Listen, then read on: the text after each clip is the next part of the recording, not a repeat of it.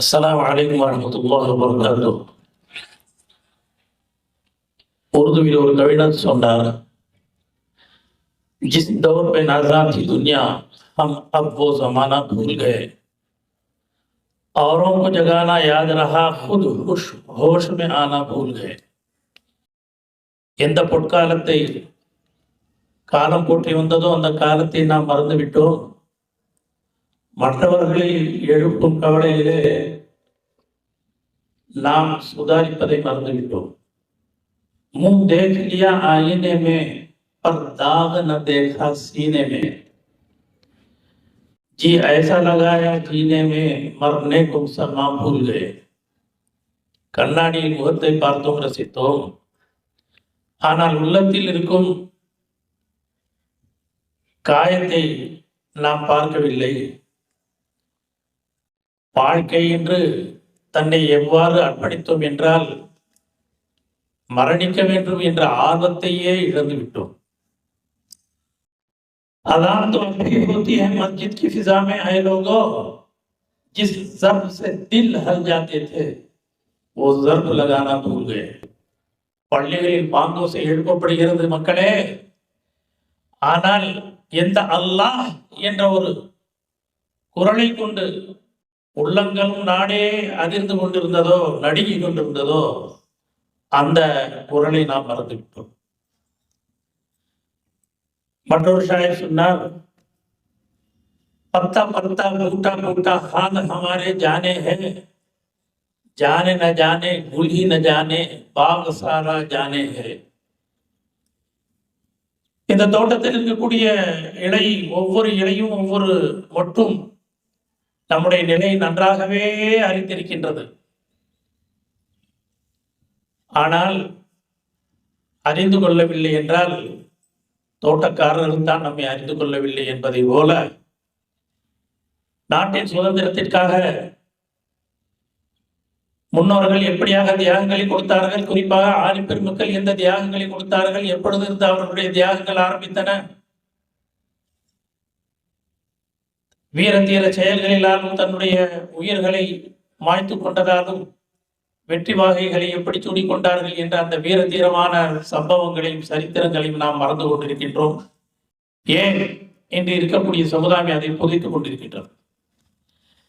மேலானவர்களே, வெள்ளையன் ஏன் நமது நாட்டிற்கு வந்தான், எப்பொழுது வந்தான், எப்படி வந்தான், எதற்காக வந்தான், வந்த பிறகு எப்படி அவன் இங்கே தன்னுடைய காலை நன்றாக பதித்தான், ஏன் பதித்தான்? உண்மையில் பார்க்கும் பொழுது எதை நாம் பாரதம் என்று கூறுகின்றோமோ, என்று நாம் பார்க்கக்கூடிய வரைபடத்தில் இருக்கக்கூடிய இந்தியா அல்ல. ஒரு காலத்திலே பாரதம் என்று சொல்லக்கூடிய இந்தியா இலங்கையும் அடக்கிக் கொண்டது, பர்மாவை அடக்கிக் கொண்டது, மேலும் இன்று பிரிந்திருக்கக்கூடிய பாகிஸ்தான், வங்காள தேசத்தையும் அடக்கிய ஒரு பெரும் நாடாக இருந்தது. இத்தகைய நாட்டில் வெள்ளையன் 1498 வாஸ்கோ ட காமா உலக மேப்பை முன்வைத்து தரைமார்க்கமாகவே மக்கள் சென்று கொண்டிருக்கின்றார்களே, கடல் மார்க்கமாக செல்வது எப்படி, எங்கிருந்து செல்ல வேண்டும் என்பதாக ஆராய்ந்து ஒரு விதமாக அவன் அதற்கான வழியை கண்டுபிடித்து 1498 வாஸ்கோ ட காமாவும் அவனுடைய நண்பர்களும் வந்தார்கள். தொடர்ந்து இங்கே வணிகங்களை ஆரம்பித்தார்கள். வணிகங்களை ஆரம்பித்தவர்கள் நாளுக்கு நாள் தன்னுடைய கம்பெனியை பெருக்கிக் கொண்டே சென்றார்கள். நாளடைவிலே அவர்களுக்கு இந்த இந்தியாவில் இருந்த பொருளாதாரம் வளமிக்க இந்த நாட்டின் வளங்களை கண்டு இங்கே நாம் எப்படியும் தன்னுடைய ஆட்சியை நிலைநாட்ட வேண்டும், மேலும் இங்கே இருக்கக்கூடிய பொக்கிஷங்களை எல்லாம் கடத்தி செல்ல வேண்டும் என்ற ஆசையும் ஏற்பட்டது. நீண்ட நெடிய சரித்திரத்தின் இடையிலே இந்தியா அந்த நேரத்திலே உலக நாடுகளில் இருப்பவர்கள் எல்லாம் ஏங்கி பார்க்கக்கூடிய அளவுக்கு சிறந்த ஆட்சி தந்து கொண்டிருந்தது. இந்தியாவில் இருந்த பொருளாதாரம் பல நாடுகளையும் இங்கே ஈர்த்து கொண்டிருந்தது. பல நாடுகளை ஈர்த்து கொண்டிருக்க வெள்ளையர்கள், குறிப்பாக ஐரோப்பியர்கள், இங்கே இருக்கும் செல்வங்களை எல்லாம் செல்வ கொழிப்புகளை எல்லாம் கடத்தி செல்ல வேண்டும் என்பதாக மிகவும் ஆசைப்பட்டார். மன்னர்களின் காலத்திலே இந்த செல்வ கொழிப்பு ஏராளமான தங்கம், ஏராளமான வைரம், ஏராளமான வைடூரியம், ஏராளமான வெள்ளி ஒரு தனி வியாபாரியிடம் இருந்த பொருளாதாரத்தின் அளவிற்கும் இங்கிலாந்தில் இருக்கக்கூடிய வங்கியில் அரசு சார்பாக செல்வங்கள் இருக்கவில்லை. அவுரங்கசீப் ஆலம்கீர் காலத்திலே ஆக்ரா இன்னும் தில்லியில் இருக்கக்கூடிய வெள்ளி நாணயங்களை எடை போட்டு எண்ணி முடிக்க வேண்டும் என்பதாக ஆரம்பித்தார். ஆயிரக்கணக்கான சேவகர்களை வைத்து 6 மாதங்களை வரை எடை போட்டு முடியவே இல்லை. அந்த அளவுக்கு வெள்ளி நாணயங்கள், தங்க நாணயங்களை தொடவே இல்லை. இந்த அளவுக்கு செல்வ செழிப்பு இருந்தது. அது மட்டுமா, மன்னர்கள் ஆண்டுக்கு 12 முறை தன்னுடைய எடைக்கு எடை தங்க காசுகளை எடை போட்டு தான தர்மங்களை செய்து வந்தார்கள். ஈராக் காலங்களிலே படுக்கும் பொழுது வெள்ளி நாணயம் நிறைந்த மூட்டைகளை அவருடைய படுக்கைகளுக்கு பக்கத்திலே வைக்கப்படும். இரவிலே யார் எந்த யாசகர் வந்தாலும் எதற்காக வந்தாலும் வாரி கொடுக்க வேண்டும் என்பதற்காக. இந்தியாவில் இருந்த பொருளாதாரம் எந்த அளவுக்கு மேலோங்கி இருந்தது என்றால், இங்கே ஆடைகளின் உற்பத்தி மிக முன்னணியில் இருந்தது. பட்டாடைகளும் மற்ற ஆடைகளும் இங்கே தயாரிக்கப்பட்டு அயல் நாடுகளிலே, குறிப்பாக பிரிட்டிஷில் இருக்கக்கூடிய ராணிகள், மகாராணிகள், இளவரசிகள் இங்கே தயாரிக்கும் ஆடைகளை அணிந்து வந்தார்கள். இந்த தயாரிப்புகளை, தறித்தொழிலை இங்கே இருந்து ஒழிக்க வேண்டும் என்று யாரெல்லாம் தறியில் இருந்தார்களோ அவர்களுடைய விரல்களை வெட்டி இந்த தொழிலை இங்கே நடத்தவிடக்கூடாது என்பதாக தன்னுடைய நாட்டிற்கு கடத்தினார். இப்படியாக ஏராளமான அக்கிரமங்களுக்கு மத்தியிலே வெள்ளையர்கள் இங்கே ஆட்சி செய்து கொண்டிருக்கும் பொழுது, நாளுக்கு நாள் அவர்கள் செய்த மேற்கொண்ட நடவடிக்கைகள் இந்தியாவில் வாழ்ந்து கொண்டு அவர்களுக்கு இதுவரை ஒத்துழைப்பை தந்து கொண்டிருந்தார்களே இந்தியர்கள், இஸ்லாமியர்கள் எல்லோருக்குமே ஒரு வெறுப்பை ஏற்படுத்தியது. அதில் அவர்களுக்காக அவர்களுடைய ஆட்சியில் பல உதவிகளை செய்திருந்தோம். சில காரணங்களால் மக்களுக்கு பொதுவான வெறுப்பு ஏற்பட்டது. ஒன்று, படைகளிலே அவர்களை பலவந்தமாக இணைத்து துப்பாக்கியில் இருக்கக்கூடிய தோட்டாக்களை நிரப்பும் சமயத்திலே பண்டி கொடுப்பால் சுத்தப்பட்ட அந்த தோட்டாக்களை இஸ்லாமியர்களும் இந்துக்களும் பல்லால் கடித்து அதை நிரப்ப வேண்டும் என்பதாகவும் நிர்பந்தித்தார்கள். இஸ்லாமியர்களுக்கும் வெறுப்பு, அந்நியர்களுக்கும் வெறுப்பு, குறிப்பாக மாட்டுடைய கொழுப்பையும் அதில் சேர்த்திருந்ததால் புனிதமாக கருதிய அந்த மாட்டை, அதனுடைய கொழுப்பை நம்மை கொண்டு கடிக்க வைக்கின்றார்களே என்பதாக வெறுத்தார். அது மட்டுமல்லாமல் மற்ற சமயத்தை சார்ந்தவர்களையும் இஸ்லாமியர்களையும் ஒரே படையிலே சேர்த்து படையில் இருக்க வேண்டும் என்பதாக நிர்பந்தித்தார்கள். பல ஹோட்டல்களில், கிளப்புகளில் போர்டு போடப்பட்டிருந்தது, Indian and dogs not allowed. இந்த உணவகங்களிலே இந்தியர்களும் நாய்களும் அனுமதிக்கப்பட மாட்டார்கள். வெள்ளையர்கள் சென்றால் இந்தியர்கள் தலை குனிந்து சல்யூட் செய்ய அடிக்க வேண்டும், அவர்களுக்கு மரியாதை செய்ய வேண்டும். ஆனால் அவர்கள் எந்த இந்தியர்களையும் மதிக்க மாட்டார்கள். கால்நடைகளை போல அவர்களை துச்சமாக நினைத்து நடப்பார்கள். இது போன்ற அடிப்படை காரணங்களால் மக்களுக்கு ஒரு பெரும் வெறுப்பு ஏற்பட்டிருந்தது, அவர்களை வெளியேற்ற வேண்டும் என்று. இந்த நிலையில் சற்று முன் நான் கேட்டதை போல பெங்காலிலே சிராஜுத்தௌலா ஆட்சி செய்து கொண்டிருந்தார். அவருக்கு முன்பதாக அதிவர்தி ஹா அவருடைய நானா ஆட்சி செய்து கொண்டிருந்தார். நானா ஆட்சி செய்து கொண்டிருக்கும் பொழுதே வெள்ளையர்களை வெளியேற்ற வேண்டும் என்று போரிட்டார், வெற்றி அடைந்தார். அந்த வெற்றி அடைந்ததை கண்டு வெறுப்புற்ற வெள்ளையர்கள் மிகவும் ஆத்திரமடைந்தார்கள். இவர்களை எப்படியும் நசுக்க வேண்டும், ஒடுக்க வேண்டும் என்பதாக முயற்சிகளை மேற்கொண்டார்கள். ஆனால் சிராஜுத்தௌலா அந்த நேரத்திலே தன்னுடன் இருந்த படைகளை வைத்து போரிட்டார். இவருடன் இருந்த படையோ 1,00,000க்கு மேற்பட்ட வீரர்கள் இருந்தார்கள். ஆனால் வெள்ளையர்களிடத்திலே 12,000 13,000 வீரர்கள் தான் இருந்தார்கள். அப்படி இருந்தும் ஒரு சிறிய படையிடத்திலே சிராஜுத்தௌலா தோற்றுவிட்டார். காரணம், மீர் ஜாஃபர் என்ற அவருடைய மருமகன் மந்திரியாக இருந்தவர் துரோகம் செய்து தனக்கு இதற்கு பிறகு ஆட்சி தரப்படும் என்பதற்காக துரோகம் செய்தார். அதன் காரணமாக சிராஜுத்தௌலா தோல்வியுற்றார்.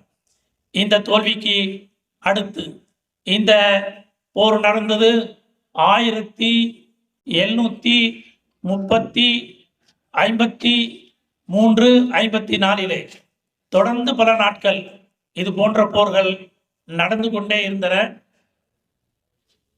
1799 ஃபதஹ் அலி முஹம்மத் டீப்பு சுல்தான் ஷஹீத் அவர்கள் ஸ்ரீரங்கப்பட்டணத்திலே வீரமரணம் அடைந்தார்கள், கொல்லப்பட்டார்கள். இறுதி நேரத்திலே சொன்ன அவர்களுடைய வார்த்தைகளும் நமக்கு சரித்திரத்திலே நன்றாகவே கேட்டு ஞாபகம் இருக்கும். டீப்பு சுல்தான் ஷஹீத் அவர்களை பற்றி ஹதரத் அல்லாமா ஹுசைன் அஹமது மதனி ரஹ்மத்துல்லாஹி அலைஹி கூறினார்கள். முதல் விஷயம், அந்நியர்களும் வெள்ளையர்களும் அவருடைய உருவத்தை ஒரு முரட்டு வீரனை போல, வாலிபனை போல முறுக்கு வீசையை போட்டு தாடியும் இல்லாமல் வெளியிட்டிருக்கின்றார்கள். டீப்பு சுல்தான் ஷஹீதுடைய உருவம் அத்தகைய உருவம் அல்ல. மாறாக டீப்பு சுல்தான் ஷஹீதை பற்றி மதனி ரஹ்மத்துல்லாஹி அலைஹி கூறினார்கள், அவர் அப்தால்களின் குதுப்களின் தலைவராக இருந்தார், இறை நேசராக இருந்தார். ஐங்கால தொழுகைகளோடு தஹஜ்ஜுதையும் தொழக்கூடியவராக இருந்தார். மேலும் குர்ஆனை ஓதக்கூடியவராக இருந்தார். குர்ஆனை ஓதும் பொழுது அழுது கொண்டும் இருப்பார். எந்த அளவு என்றால், ஸ்ரீரங்கப்பட்டணத்தில் என்று அவர் கொல்லப்பட்டாரோ 1799 ஆண்டு கொல்லப்பட்ட அன்றும் அவர் தஹஜ்ஜுத் தொழுதார். அன்று இஷ்ராஃபை தொழுதார். இஷ்ராஃபை தொழுத பிறகுதான் களத்திற்கு சென்றார். அங்கே சென்ற பிறகு அவர் ஷஹீதானார். அவருடைய அச்சமும் பீதியும் வெள்ளைக்காரர்களின் உள்ளத்தில் எந்த அளவுக்கு இருந்தது என்றால், மௌலானா வலி ரஹ்மானி அவர்கள் கூறுகின்றார்கள், வெள்ளையர்கள் தன் வீட்டிலே தூங்காத பிள்ளைகளை அச்சுறுத்துவார்களாம். தூங்குறியா இல்லையா, டீப்பு வர்றாரு, டீப்பு வந்துருவாரு என்பதாக. அந்த அளவுக்கு அச்சமும் பீதியும் டீப்பு சுல்தான் ஷஹீதை பற்றி இருந்தது. எப்பொழுது அவர்கள் இறந்து விட்டார்களோ, இன்று முதல் இந்தியா நமது நாடு என்பதாக அவர்கள் பறைசாட்டிய சரித்திரமும் நமக்கு நன்றாகவே தெரியும். இந்த 2 மன்னர்களுக்கு பிறகு முகலாய மன்னர்களின் கடைசி மன்னராக இருந்த சுல்தான் பஹாதுர் ஷா ஜஃபர், அவரை வெள்ளையர்கள் எதிர்த்து போராடினார்கள். சுல்தான் பஹாதுர் ஷா ஜஃபர் அவருடன் ஏராளமான இஸ்லாமியர்கள் போர்க்களத்திலே இருந்தார்கள். 3 நாட்கள் தொடர்ந்து போர் நடந்து கொண்டே இருந்தது. அந்த நேரத்திலே ஏற்பட்ட சில துரோகங்களின் காரணத்தால் சுல்தான் பஹாதுர் ஷா ஜஃபர் அவரும் சிறைப்பிடிக்கப்பட்டார். இந்த நிலையிலே இந்த சம்பவத்தை பல முறை கேட்டிருக்கின்றோம். அவருடைய 3 மகன்கள் அவர்களுடைய தலைகளை எல்லாம் கொய்து ஒரு பாத்திரத்திலே வைத்து காலை உணவாக அவருக்கு முன்பாக சமர்ப்பிக்கப்பட்டது. அதை கண்ட சுல்தான் பஹாதுர் ஷா ஜஃபர் கூறினார்கள், முகலாய மன்னர்களின் இளவரசர்கள் என்றுமே சிவந்த முகத்தோடு தான் தந்தை மாதரிடம் வருவார்கள் என்பதாக பெருமிதம் கொண்டார். அவர் காலாபாணி என்ற அந்த அண்டோமானுக்கு அனுப்பப்பட்டார். அந்த நேரத்திலே இந்த நாட்டிலே ஆட்சி செய்திருந்தும் நமக்கு இங்கே அடக்கம் செய்வதற்காக 6 அடி இடம் கிடைக்கவில்லை என்பதாக அவர் கவலைப்பட்டு அந்த நேரத்திலே சில கவிகளையும் சொன்னார். அதில் அவர் சொன்னார், கித்னா बदनसीब है जफर दफर के लिए 2 गज जमीन न मिल सका, 2 गज जमीन न मिल सकी கோஹையார் மே என்பதாக தன்னுடைய ஊரிலே தனக்கு 6 அடி நிலவும் கிடைக்கவில்லையே, எங்கேயோ எங்களை அடக்கி கொண்டிருக்கின்றார்களே என்பதாக அவர் கவலைப்பட்டார்.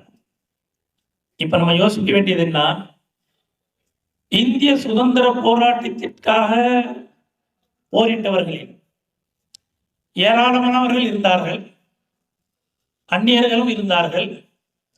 ஆனால் இஸ்லாமியர்கள் தான் ஆரம்பத்திலிருந்து போர்க்களத்திலே இருந்தவர்கள். இஸ்லாமியர்கள் ஆரம்பத்திலிருந்து போர்க்களத்திலே இருந்தார்கள்.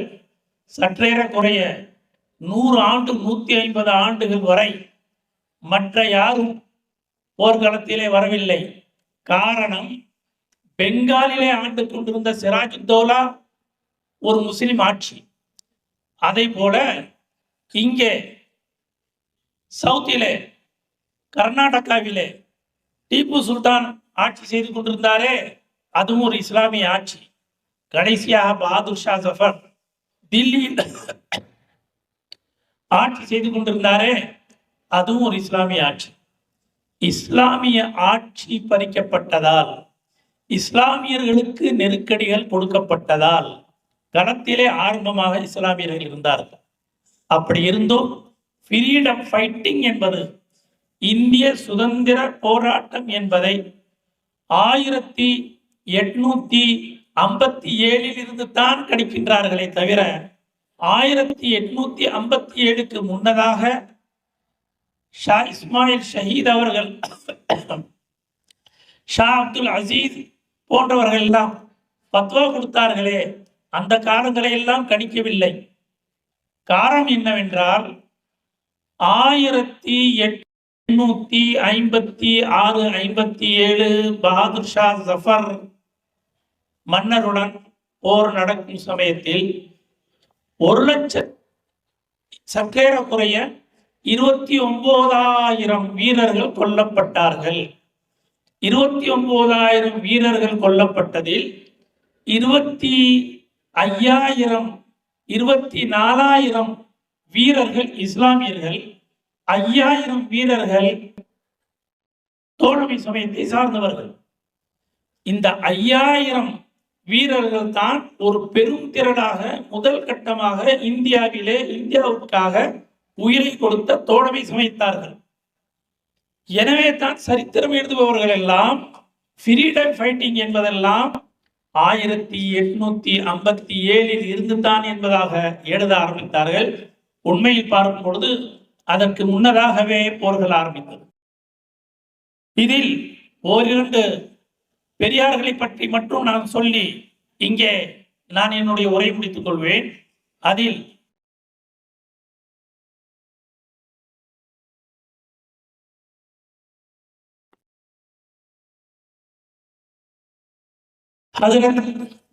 ஷேகுல் ஹிந்த் ரஹ்மத்துல்லாஹி அலைஹி, மாமூது ஹசன் ரஹ்மத்துல்லாஹி அலைஹி, தாருல் உலூம் தேவபந்திலே மௌலானா காசிம் நஹ்மதி ரஹ்மத்துல்லாஹி அலைஹி அவர்களின் மாணவர்.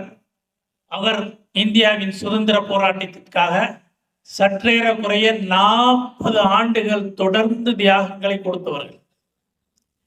இந்திய சரித்திரத்திலே இந்திய போராட்டத்திற்காக போராடியவர்களில் அந்நிய நாட்டிலே சிறைப்படுத்தப்பட்ட முதல் இஸ்லாமிய கூட்டம் என்பதே ஷேகுல் ஹிந்த் மௌலானா முஹம்மது ஹசன் ரஹ்மத்துல்லாஹி அலைஹி அவர்களுடைய அந்த கூட்டம் தான். சற்றேற குறைய 232 நண்பர்களோடு மால்டா ஜெயிலிலே அவர்கள் சிறைப்படுத்தப்பட்டார்கள். அங்கே நெருப்பிலே அவர்களை படுக்க வைத்தார்கள். அவர்களுடைய முதுகெலும்பெல்லாம் நெருப்பிலே உருகி போயிருந்தது. அது மட்டுமல்லாமல் ஒரு சிறிய அறையிலே அவர்களை போட்டு பாம்புகளை விட்டு விடுவார்கள். பாம்புகள் அவர்களை கடிப்பதற்காக வரும்.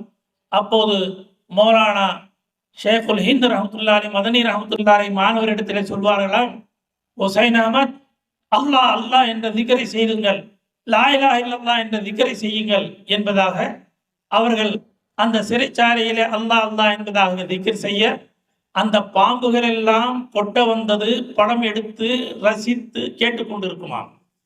இது போன்ற ஒரு நிலை எப்பொழுது அவர்கள் விடுதலை பெற்று பம்பை துறைமுகத்திற்கு வந்தார்களோ, வரவேற்பதில் பேரிஸ்டராக படித்து வந்த மகாத்மா காந்தி அந்த நேரத்திலே தான் வந்திருந்தார், வரவேற்க வந்திருந்தார். அதற்கு பிறகு நடந்த கூட்டத்திலே தான் ஷேகுல் ஹிந்த் ரஹ்மத்துல்லாஹி அலைஹி கூறினார்கள், இனிமேல் இந்தியாவிலே நாம் நம்முடைய போராட்டம் அஹிம்சையாக இருக்கும்.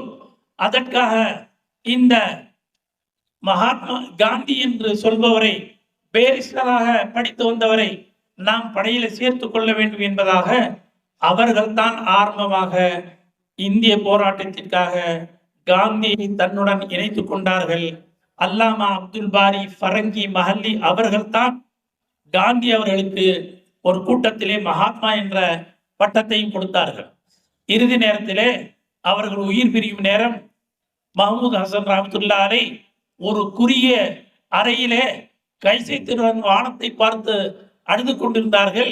ஏன் அழுது கொண்டிருக்கின்றீர்கள் என்று கேட்டதற்கு ஷேகுல் ஹிந்த் அவர்கள் கூறினார்கள், நான் ஆசை வைத்தது என்னவென்றால் வெள்ளைக்காரர்களுக்காக எதிர்த்து நான் போராட வேண்டும், போராடி நான் கொல்லப்பட வேண்டும், என்னுடைய பிரேதத்தை நாய்கள் கடித்து கொதறி தின்றுவிட வேண்டும், நாளை கியாம நாளிலே நாய்களின் உடலிலிருந்து என்னுடைய மாமிசங்கள் வெளியே வர வேண்டும், வீரனாக ஷஹீதாக அல்லாஹ்விடத்திலே நான் வர வேண்டும், அல்லாஹ் என்னை பார்த்து இறக்கப்பட வேண்டும் என்று நாடினேனே, இன்று நான் ஒரு படுக்கையில் இறந்து கொண்டிருக்கின்றேனே என்றார்கள்.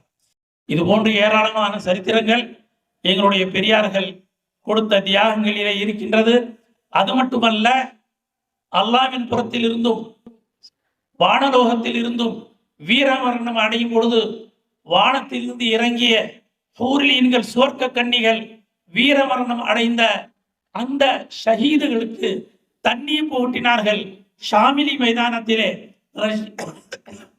ரஷீத் அஹமத் கங்கோயி ரஹ்மத்துல்லாஹி அலைஹி அவர்களும் மஸாஹிருடைய ஃபவுண்டர் மௌலானா மஸ்ஹர் நானூத்திவி அவர்கள் எல்லாம் போரிட்ட அந்த போரிலே ஜாமின் ஷஹீது பொழுது இறந்தார்களோ அவர்களுடன் இருந்த வீரர்களுக்கு சுவர்க்கத்தில் இருந்து இறங்கிய அந்த ஹூர்லீன்கள் தண்ணீரை புகட்டினார்கள் என்ற சம்பவம் இருக்கின்றது. இது போன்று பல சரித்திரங்கள் இருக்க நாம் இன்று நம்முடைய சரித்திரங்களை மறந்து கொண்டிருக்கின்றோம். அந்நியர்கள், மற்றவர்கள் நம்முடைய சரித்திரத்தை மறுத்து கொண்டிருக்கின்றார்கள். இப்படிப்பட்ட நிலையிலே நம் சரித்திரங்களை நியூ ஜெனரேஷனுக்கு எடுத்து சொல்வது கட்டாயம். அதை அச்சடித்து பிரசுரித்து ஒரு பாடமாகவே நாம் போதிவிக்க வேண்டும் என்பதாக மௌலானா அசாத் மதனி ஃபிதாய மில்லத் ரஹ்மத்துல்லாஹி அவர்கள் கேட்டு சென்றார்கள். அதே கோரிக்கையை வைத்து நானும் என்னுடைய உரையை நிறைவு செய்கின்றேன். இன்று வந்த எல்லோருக்கும் நன்றியை தெரிவித்தவனாக எனக்கு இந்த வாய்ப்பை அளித்ததற்கும் நன்றியை தெரிவித்து விடைபெறுகிறேன். வாக்கு தாவானா அல்ஹம்துலில்லாஹி ரப்பில் ஆலமீன்.